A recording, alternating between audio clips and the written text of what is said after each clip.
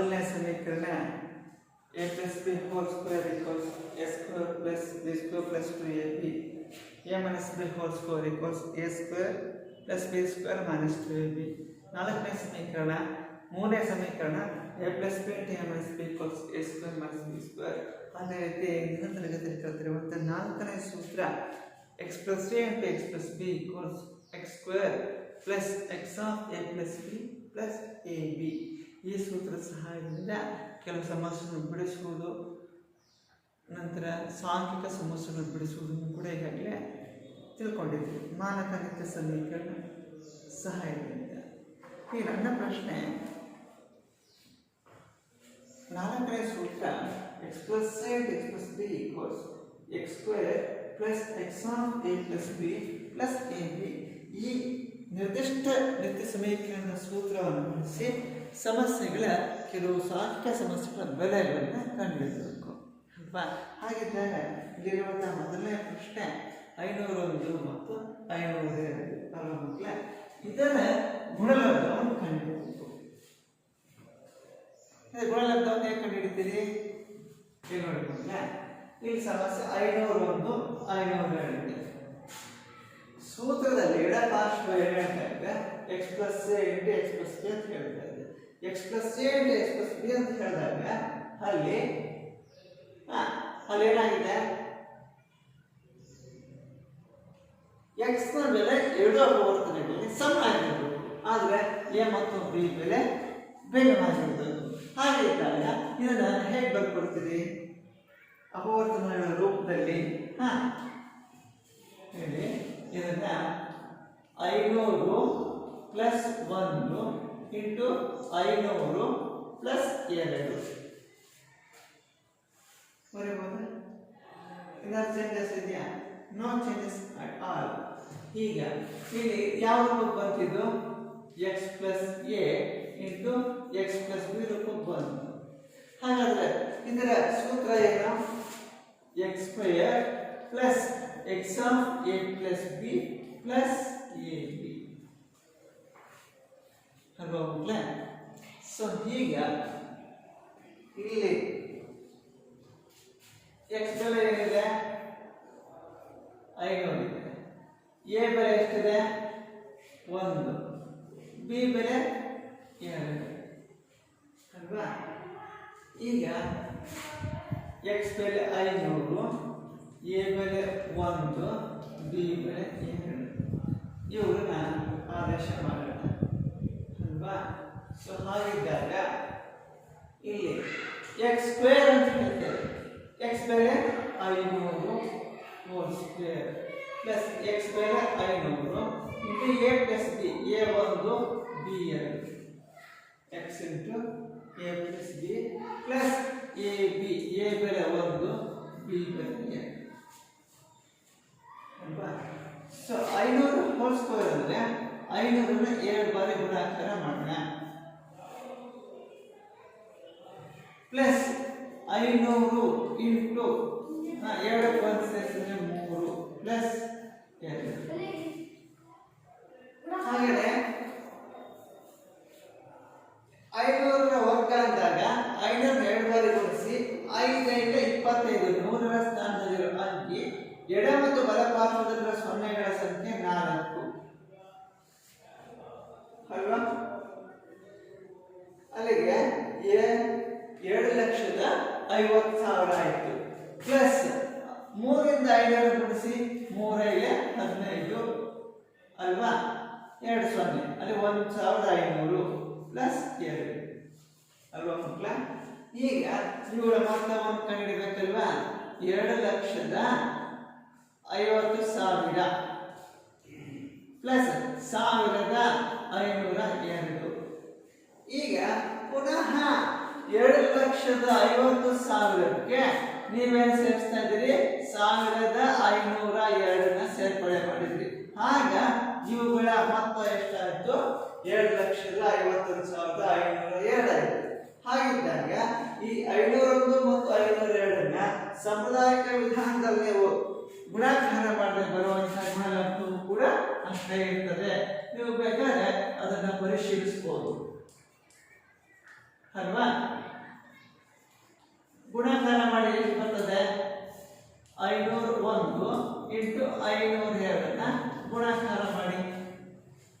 ನೋಡಿ ಇಲ್ಲಿ ಗುಣಾಕಾರ ಮಾಡಿದ್ರೆ ಈ ರೀತಿ 501 ಇಂಟು 502. ಮೊದಲು 2ರಿಂದ ಗುಣಿಸೋಣ, ಹೇಗೆ ಮತ್ತೆ 0ಯಿಂದ ಗುಣಿಸ್ತೀವಿ ಅಲ್ವಾ? ಹೇಗೆ 5ರಿಂದ ಬನ್ನಿ ಅಲ್ವಾ?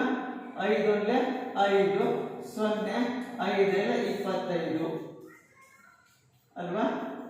ನೋಡಿ ಎಷ್ಟು ಬರ್ತದೆ? 7,51,502 ಗುಣಾಕಾರ ಮಾಡಿದಾಗ ಬರುವಂತಹ ಉತ್ತರ, ಸೂತ್ರದ ಸಹಾಯದಿಂದ ಮಾಡಿದಾಗ ಬರುವಂತಹ ಉತ್ತರ 2 ಕೂಡ ಸಮನಾಗಿ ಇದೆ ಅಲ್ವಾ? ಆದರೆ ನಾವು ಯಾವುದೇ ಸಮಸ್ಯೆಗಳನ್ನು ಬಿಡಿಸಬೇಕಾದ್ರೆ ಆ ಸಮಸ್ಯೆಗಳನ್ನು ಯಾವ ರೂಪದಲ್ಲಿ ನಾವು ಬಿಡಿಸಿದ್ರೆ, ಮಾನಕ ರೀತಿ ಸಮೀಕರಣ ಬಳಸಿದ್ರೆ ನಮಗೆ ಆ ಸಮಸ್ಯೆ ಸರಳವಾಗಿ ಬಿಡಿಸುವಂಥ ಪರಿಹಾರ ದಾರಿ ಸಿಗ್ತದೆ ಅಂತ ನಾವು ನೋಡ್ಬೋದಾಗುತ್ತೆ. ಸೊ ಹಾಗಿದ್ದಾಗ ಮತ್ತೊಂದು ಪ್ರಶ್ನೆಯನ್ನು ನಾನು ನಿಮಗೆ ಹೇಳ್ತೇನೆ, ಅದು ಹೇಗೆ ಮಾಡ್ತೀರಾ ಅಂತ ನೋಡ್ತೀರಾ? 103 ಇಂಟು 104 ಪ್ರಯತ್ನ ಮಾಡಿ.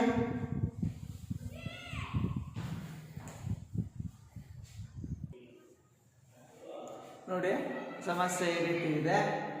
103 ಇಂಟು 104 ಅಲ್ವಾ? ಇದನ್ನ ಹೇಗೆ ಮಾಡ್ಕೊಳ್ತೀರಿ?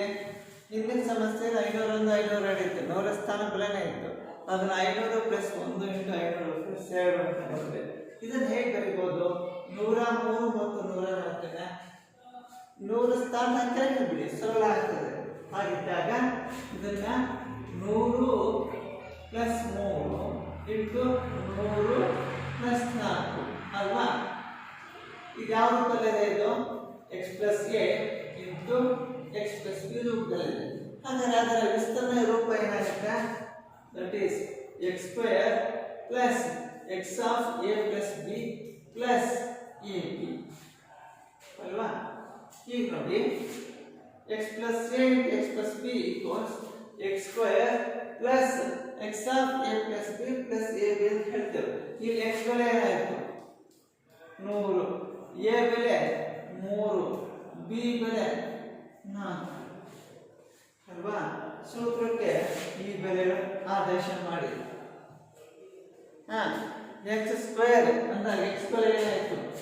100 ಹೋಲ್ ಸ್ಕ್ವೇರ್ ಪ್ಲಸ್ ಎಕ್ಸ್ ಬೆಲೆ 100 into A plus B, A ಬೆಲೆ 3, ಬಿ ಬೆಲೆ 4, ಎ ಬಿ ಅಂದಾಗ 3 into 4. Okay, so 100 whole square ಅಂದರೆ 100ನ್ನ 2 ಬಾರಿ ಗುಣಿಸಿ ಪ್ಲಸ್ 100 ಇಂಟು 4 3 ಸೇರಿಸು 7 ಪ್ಲಸ್ 4 3 12. 100ರ ವರ್ಗ ಅಂದರೆ ಎಷ್ಟಾಯಿತು? 10,000 ಪ್ಲಸ್ 100 700 ಪ್ಲಸ್ 12, 10,000 ಪ್ಲಸ್ 712 ಹೇಗೆ ಕೂಡಿ 10,712 ಈ ರೀತಿ ಇದರ ಗುಣಲಬ್ಧವನ್ನು ಕಂಡುಹಿಡಿತವೆ ಅಲ್ವಾ? ಹಾಗಾದ್ರೆ ಪೂರ್ಣ ಸೈಕಲ್ ಅಷ್ಟೇ ಗಮನಿಸಿದ್ರೆ, ಈಗ ನೋಡಿ ಮತ್ತೊಂದು ಸಮಸ್ಯೆ ಈ ರೀತಿ ಇದೆ. 103 ಇಂಟು 98 ಇದನ್ನ ಹೇಗೆ ಕಂಡುಹಿಡಿತೀರಿ?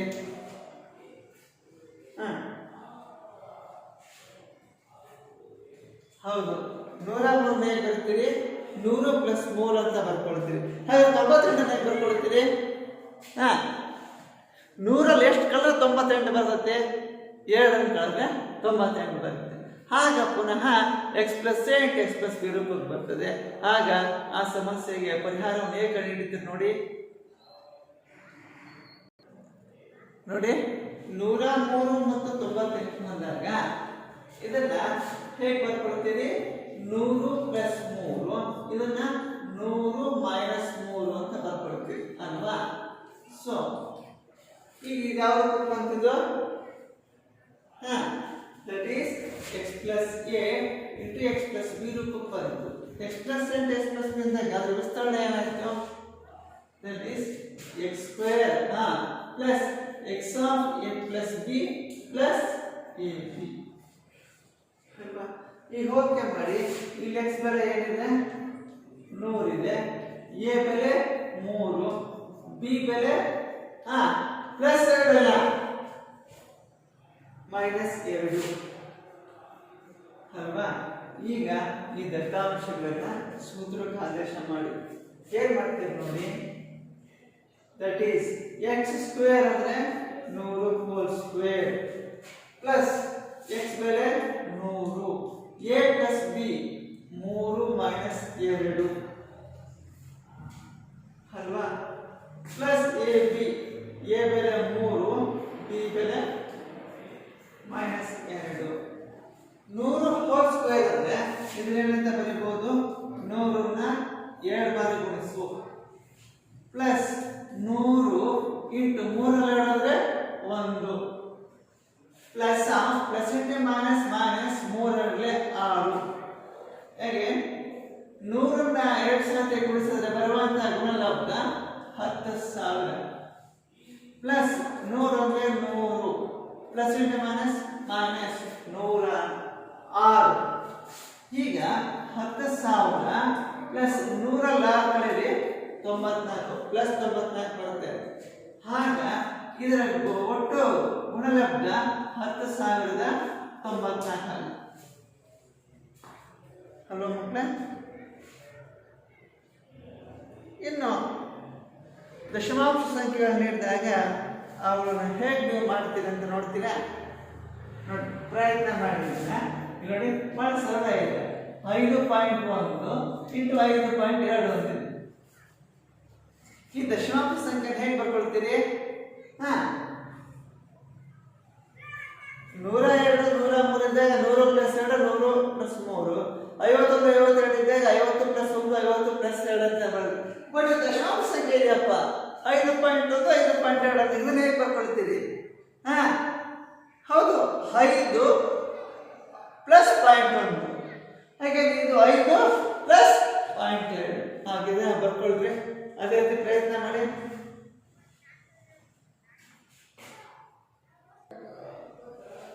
ನೋಡಿ ಇದನ್ನ ಹೇಗೆ ಬಿಡಿಸ್ತೀರಿ? 5.1 ಇಂಟು 5.2 ಇದನ್ನ ಯಾವ ಬರ್ಕೊಳ್ತೀರಿ? 5 ಪ್ಲಸ್ 0.1 ಇಂಟು 5 ಪ್ಲಸ್ 0.2 ಅಲ್ವಾ? ಇವೆರಡಕ್ಕೆ ಕೊಡಿ. 5.1 ಪ್ಲಸ್ 5.1 ಬರುತ್ತೆ. ಈಗ ಇದಕ್ಕೆ 5.2 ಬರುತ್ತೆ.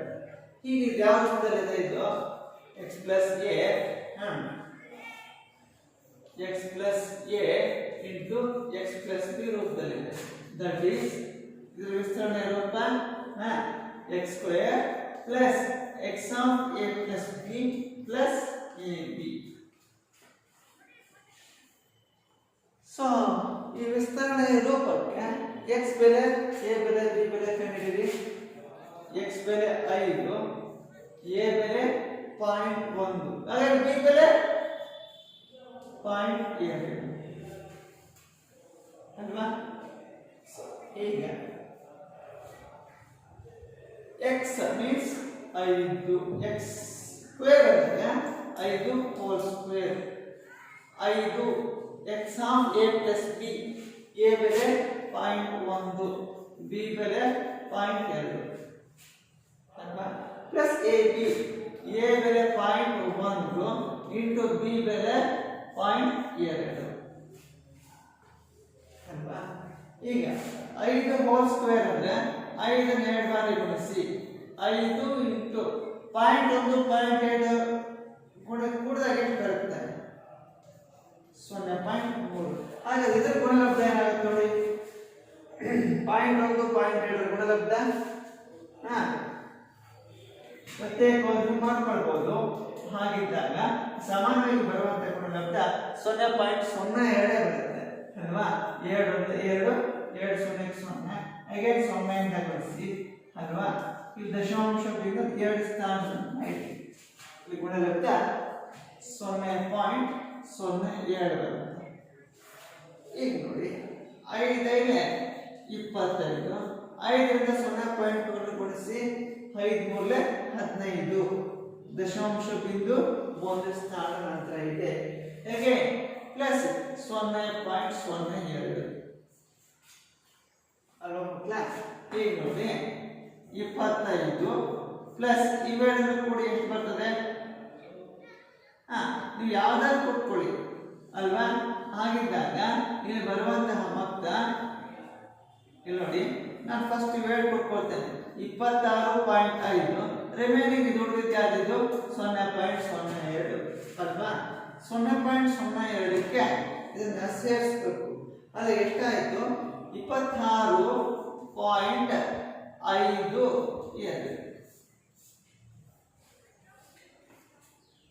ಅಲ್ವಾ ಮಕ್ಕಳ? ಹೇಗೆ ಅಂತ ಗೊತ್ತಾಯ್ತಲ್ಲ? ಇನ್ನೊಂದು ಸೂಚ್ಯವಾಗಿ ಹೇಳ್ಬೇಕಂದ್ರೆ 9.7 ಇಂಟು 9.8 ಅಂತಿದೆ. ಇದನ್ನ ಹೇಗೆ ಮಾಡ್ತೀರಿ?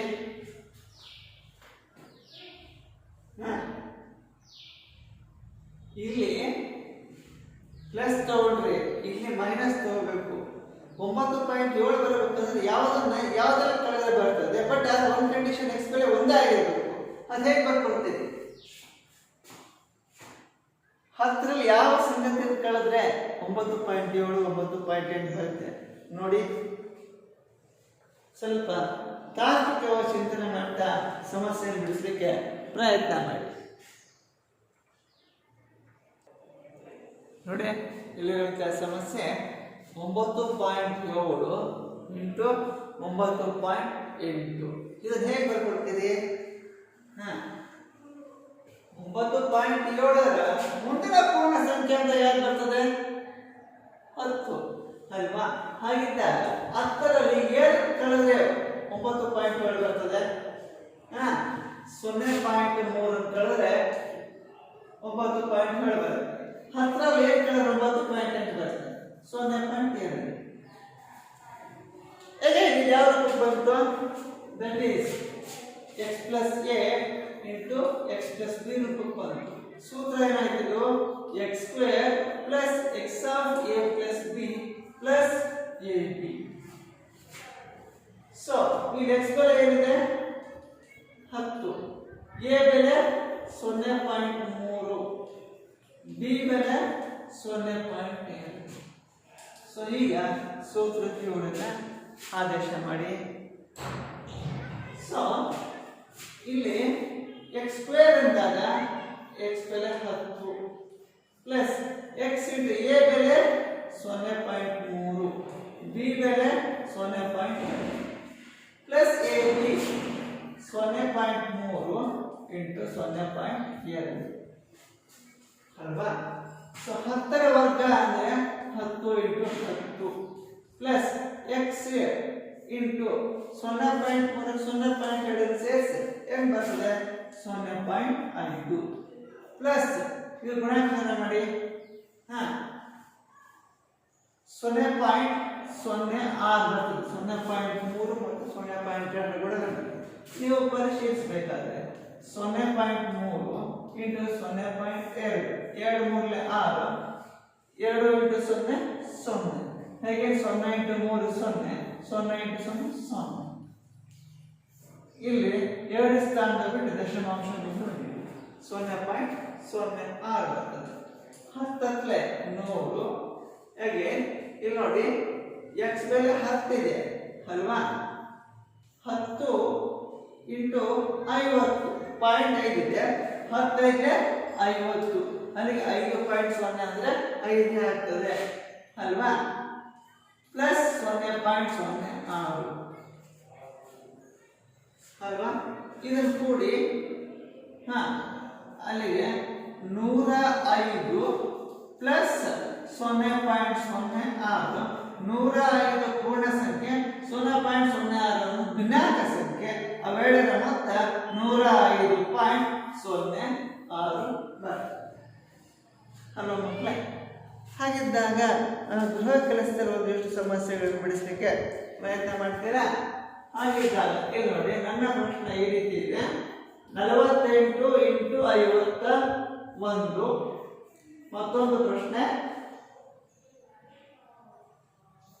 61 ಬೇಡ, ಇಲ್ಲಿ ನೋಡಿ 54 ಇಂಟು 53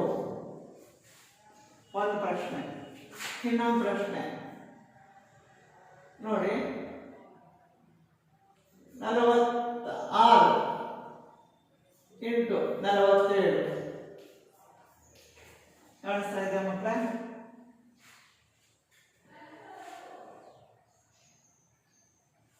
ಈಗ ನೋಡಿ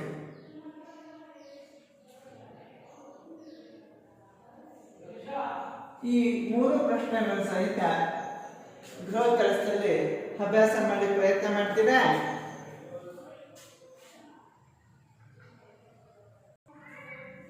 ಮಕ್ಕಳು ಈಗಾಗಲೇ ನೀವು ಇದುವರೆಗೂ ಸಹಿತ ಪ್ರಮುಖವಾಗಿರ್ತಕ್ಕಂಥ 4 ನಿತ್ಯ ಸಮೀಕರಣಗಳನ್ನು ನೋಡಿದ್ರೆ ಆ ಸಮಸ್ಯೆಗಳನ್ನು ಮತ್ತು ಬೈದಿಕ ಸಮಸ್ಯೆಗಳು, ಸಾಂಖ್ಯಿಕ ಸಮಸ್ಯೆಗಳನ್ನು ಬಿಡಿಸುವ ವಿಧಾನವನ್ನು ಕೂಡ ಈಗಾಗಲೇ ನೀವು ತಿಳ್ಕೊಂಡಿದ್ದೀರಿ. ಹಾಗಿದ್ದಾಗ ಆ 4 ಪ್ರಮುಖ ನಿತ್ಯ ಸಮೀಕರಣಗಳು ಯಾವುವು ನೀವು ಅಭ್ಯಸಿಸುವ ಕ್ರಮಬದ್ಧದಲ್ಲೇ ಹೇಳಿ. ಮೊದಲನೇ ಸಮೀಕರಣ a+b² ಅಲ್ವಾ? ಹಾಗಾದ್ರೆ ಆ a+b² ಸೂತ್ರದ ನಿರೂಪಣೆ ಏನಿರ್ತದೆ? ವಿಸ್ತರಣೆ ರೂಪ ಏನಾಗ್ತದೆ? a+b²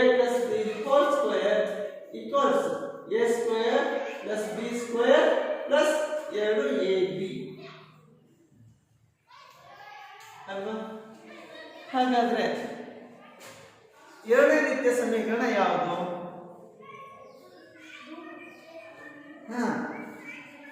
ಹೇಳ್ತೀರಿ ನೀವು a+b² ಅಂದಾಗ ಅದರ ಸಂಕಲನ ವಿಲೋಮ ಏನಿರ್ತೀರಿ? a - b² ಹಾಗಾದ್ರೆ a+b² ನಿತ್ಯ ಸಮೀಕರಣದ ಸೂತ್ರವೇನು? ಹೌದು, ಹೇಳಿ. a² + b² - 2ab ಅಲ್ವಾ? ಮೂರನೇ ಸೂತ್ರ that is a+b into a - b equals a² - b². ಹಾಗಾದ್ರೆ a² - b² ವಿಸ್ತರಣೆ ಏನು?